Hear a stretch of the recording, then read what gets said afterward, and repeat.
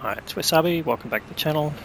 Battle today is on the Berlin map, and we've got Gardy and Mudguard. Gardy was formerly in Feeder Clan, now he's moved to Lion Clan, which is Feeder Clan for Lemon, and Mudguard's moved to Mihi. That's right, I'm not going to hold that against them. Now, Gardy's in the AE Phase 1, and Mudguard's in the Waffenträger Panzer IV. Now, I've had a few criticisms of the Berlin map, but what I wanted to show you with this battle is that there are different phases of the game and how to move around the map. Now, as heavy tanks, they normally come to this area, and he's managed to put a quick snapshot in.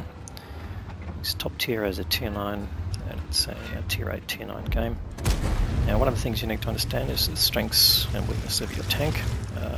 So one of the strengths of the AE Phase 1 is the gun depression, which you can use basically with hills, and you can see these ramps have got the slopes and things, so it basically allows you to basically minimise the exposure of your lower front plate, which is a typical weakness of your tank, and also puts more slope on your turret.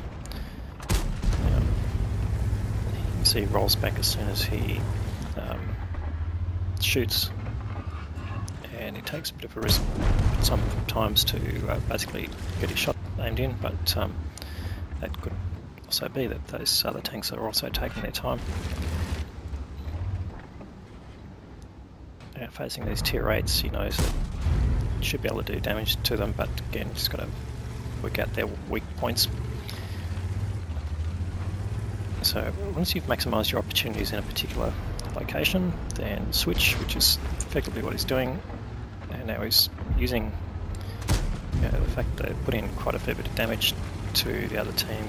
They're pushing up here to basically push these tanks back and put them into less favourable positions.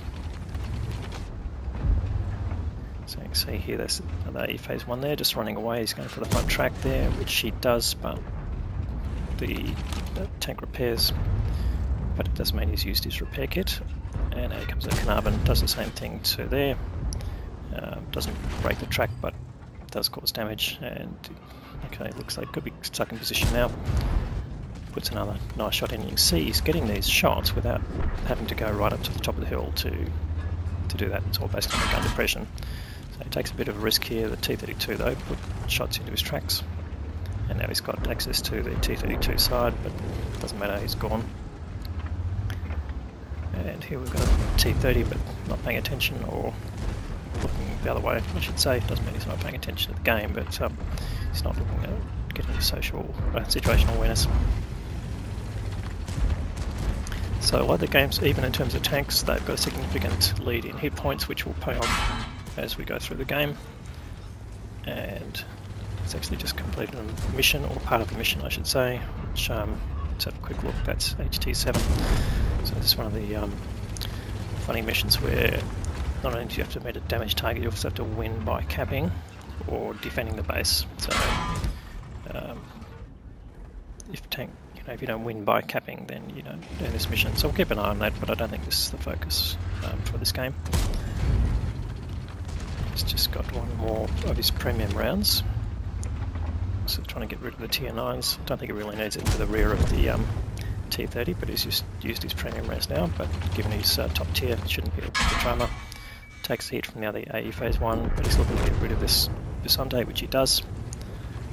And he's got 761 hit points left, so not a real drama. The other AE Phase 1's been taken away now, so next target here is the Super Pershing across the river, and he's just looking for opportunities to shoot. And he's just gone behind hard cover. So sort of, as you can see, they've driven the enemy out of this area, so the next phase is they'll basically wrap around here and travel towards the cap area. And there's only 4 tanks left on the enemy team, So they're more likely to be, well, there's the lance in there. I don't think it's going to last long. No, he doesn't. Mostly we're going to be around there defending the camp area. So coming down here will give you access to those tanks. Now Guardy, while we've been doing that, he's just been accumulating damage. He's just a touch under 7,000, which is a pretty significant amount. Bounced 1,000 and got 600 of assistance, so pretty much carrying this game here with his team. And Mudguard, of course, is keeping up the pace a bit with kills. He's got 2 kills, so between them they've got 6, so about half what the total is. And the Charpature 4 there does no damage there, but gets hit by a Scorpion. Now that's the US Scorpion. No, it's not. It's the non-Scorpion G, the German one. Gets a nice hit in there that takes him over 7,000. Mudguard takes out that tank, and now there's just the Charpature 4 left. And a Charioteer. And Mudguard's making inroads into those as well. But will Guardy get any more hits? He's certainly charging in to try and get some, but no, the tanks are basically melting in front of him, and you can see the mediums and tank destroyers coming around from the southern end of the map to basically wrap in.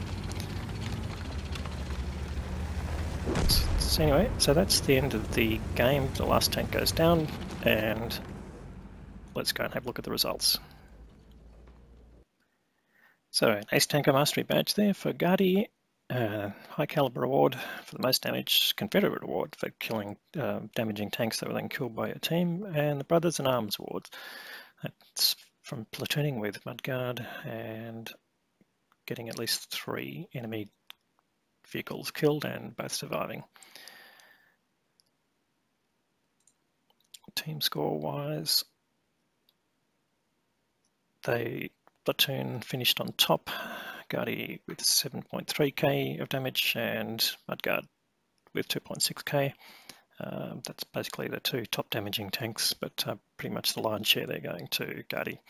On the other side, the other A Phase 1 did the most damage, but I'd be reasonably happy with that, but yeah, not overcoming the other tanks there. And the Borsig, sorry, that was the Scorpion doing 2.1k, was the next highest scorer, so not really contributing to the overall team performance there.